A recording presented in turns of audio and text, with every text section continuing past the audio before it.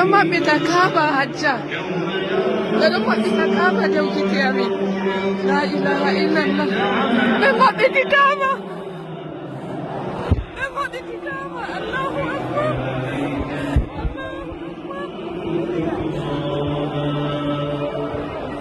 لما بتكابا لا إله إلا الله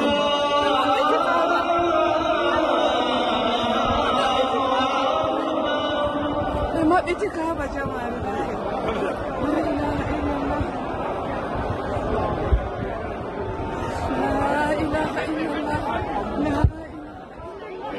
اللهم افتح لي ابواب رحمتك ومغفرتك وانت مني في خالص لله اللهم الله اكبر الله اكبر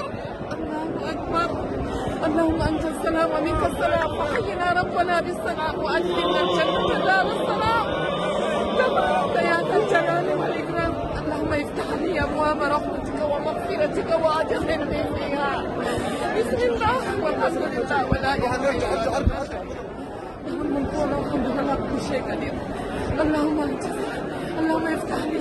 اللهم افتح لي ابواب رحمتك ومغفرتك اللهم انك عفو تحب العفو فاعف عنا اللهم انك عفو تحب العفو فاعف عنا اللهم انك عفو تحب العفو فاعف عنا اللهم افتح لي ابواب رحمتك ومغفرتك وادخلني فيها بسم الله لا اله الا الله لا اله الا الله لا اله الا الله لا اله الا الله الله اللي يمدر كعبة الله اللي يمدر كعبة لا اله الا الله الله يسكن الى الجنه الله اللهم افتح لي ابواب رحمتك لا اله الا الله لما بتتابع جدا من دون النار